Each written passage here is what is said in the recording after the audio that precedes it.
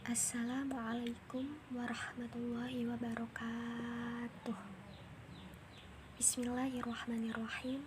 Alhamdulillahirabbil alamin. Wabihi nasta'in ala umurid dunya waddin. Wassalatu wassalamu ala asyrafil anbiya'i wa imamil mursalin sayyidina wa maulana Muhammadin wa ala alihi wa sahbihi ajma'in. Amma ba'd.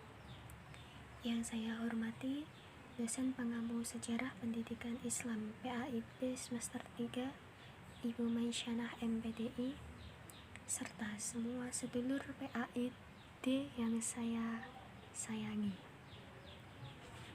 Kami dari kelompok 9 akan mempresentasikan tentang lembaga-lembaga pendidikan Islam awal di Indonesia. Lembaga pendidikan Islam. Lembaga secara bahasa yaitu badan atau organisasi. Lembaga pendidikan adalah lembaga atau tempat berlangsungnya proses pendidikan dengan tujuan mengubah tingkah laku individu ke arah yang lebih baik melalui interaksi lingkungan sekitar. Sedangkan lembaga pendidikan Islam adalah suatu wadah atau tempat berlangsungnya proses pendidikan Islam. Pendidikan sangat berkaitan erat dengan lembaga karena lembaga pendidikan merupakan hal yang sangat penting dalam mencapai keberhasilan proses pendidikan, karena lembaga berfungsi sebagai mediator dalam mengatur jalannya pendidikan. Sejarah lembaga pendidikan Islam.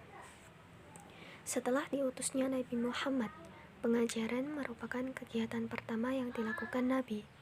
Tahap awal pendidikan dilakukan di rumah sahabat Arqam bin Abil Arqam. Kemudian pada tahap selanjutnya dibangunlah masjid-masjid selain untuk tempat ibadah juga sebagai tempat pengajaran. Masjid yang pertama dibangun Nabi Muhammad adalah Masjid Quba. Setelah Rasulullah wafat, pada kepemimpinan Khalifah Abu Bakar dan Umar, selain terdapat lembaga pendidikan di masjid, juga muncul lembaga pendidikan yang dikenal dengan kutab. Baik, selanjutnya, lembaga pendidikan Islam awal di Indonesia. Islam masuk di Indonesia pada abad ke-7. Sejarah pendidikan Islam sama tuanya dengan masuknya Islam ke Indonesia. Lembaga pendidikan Islam tertua di Indonesia, bahkan di Asia Tenggara adalah Daya Cotkala, yang didirikan pada masa Kerajaan Perlak. Sementara pada masa Kerajaan Samudra Pasai, hanya diadakan di masjid kerajaan yang berbentuk halakoh dan zawiyah. Lembaga-lembaga pendidikan Islam awal di Indonesia ada beberapa, yaitu 1. Lembaga pendidikan Islam di Surau. Kata surau berasal dari India, yang merupakan suatu tempat yang digunakan sebagai pusat pengajaran dan pendidikan agama Hindu dan Buddha. Di Minangkabau, sewaktu pemerintahan Aditya Warman pada abad 14 Masehi, yang beragama Buddha, yang mendirikan suatu tempat penyembahan di dekat Bukit Bombak.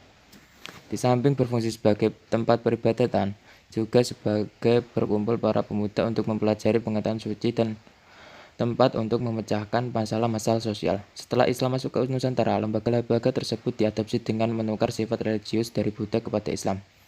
Sebagai lembaga pendidikan tradisional, surau menggunakan sistem pendidikan halakoh. Materi pendidikan yang diajarkan pada mulanya masih seputar belajar huruf hijaiyah dan membaca Al-Quran. Di samping ilmu-ilmu keislaman lainnya, seperti keimanan, akhlak, dan ibadah, pada umumnya kegiatan pendidikan ini dilaksanakan pada malam hari. Selanjutnya, lembaga pendidikan Islam di Maunasah. Maunasah merupakan tingkat pendidikan Islam terendah. Maunasah berasal dari bahasa Arab adalah madrasah. Maunasah merupakan satu bangunan yang terdapat di setiap kampung atau desa. Bangunan ini seperti rumah tetapi tidak mempunyai jendela dan bagian-bagian lain. Bangunan ini digunakan untuk tempat belajar dan berdiskusi secara membicarakan masalah-masalah yang berhubungan dengan kemasyarakatan. Di samping itu, Maunasah juga menjadi tempat bermalam para anak-anak muda serta laki-laki yang tidak mempunyai istri. Setelah Islam mapan di Aceh, Maunasah juga menjadi tempat sholat bagi masyarakat dalam satu desa. Di antara fungsi Maunasah adalah sebagai berikut. 1. Sebagai tempat upacara keagamaan, penerimaan zakat, dan tempat penyalurannya, tempat penyelesaian perkara agama, musyawarah, dan menerima tamu. 2. Sebagai lembaga pendidikan Islam, di mana diajarkan pembelajaran membaca Al-Quran. Pengajian bagi orang dewasa diadakan pada malam hari tertentu dengan metode ceramah dalam 1 bulan sekali. Kemudian pada hari Jumat dipakai ibu-ibu untuk sholat berjamaah duhur yang diteruskan pengajian yang dipimpin oleh seorang guru perempuan. Selanjutnya, lembaga pendidikan Islam di pesantren. Pesantren sesungguhnya merupakan lembaga pendidikan tertua di Indonesia yang secara nyata telah melahirkan banyak ulama. Tidak sedikit tokoh Islam lahir dari lembaga pesantren. Istilah pesantren berasal dari kata pesantrian, di mana kata santri berarti murid dalam bahasa Jawa.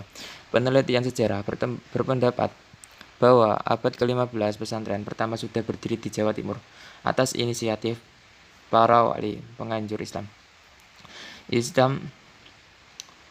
Maulana Malik Ibrahim dipandang sebagai pendiri pondok pesantren pertama di Indonesia, sedangkan Raden Rahmat yang dikenal dengan sebagai Sunan Ampel dianggap sebagai pembina pondok pesantren pertama di Jawa Timur. Selanjutnya, orang yang pertama kali mengorganisasikan pesantren di Jawa adalah Raden Fatah pada tahun 1476. Usaha tersebut merupakan lanjutan dari aktivitas gurunya, yaitu Sunan Ampel sebagai pendiri pondok pesantren yang pertama kali di Pulau Jawa.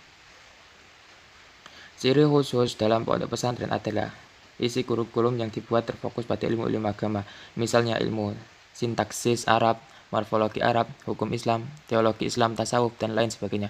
Dan literatur ilmu-ilmu tersebut memakai kitab-kitab klasik yang disebut dengan istilah kitab kuning. Pada tahap selanjutnya, pondok pesantren mulai menampakkan eksistensinya sebagai lembaga pendidikan Islam yang terdapat, yaitu di dalamnya didirikan sekolah baik formal maupun non-formal. Bismillahirrahmanirrahim.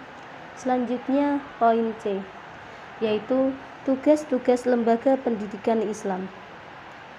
Tugas lembaga pendidikan Islam dibagi menjadi 3, yaitu pertama, tugas keluarga, yang kedua, tugas sekolah atau madrasah, yang ketiga, tugas lembaga pendidikan masyarakat, yang di dalamnya terdapat tugas masjid dan tugas pesantren. Adapun tugas lembaga pendidikan pada intinya adalah sebagai wadah untuk memberikan pengarahan, bimbingan, dan pelatihan agar manusia dengan segala potensi yang dimilikinya dapat dikembangkan dengan sebaik-baiknya.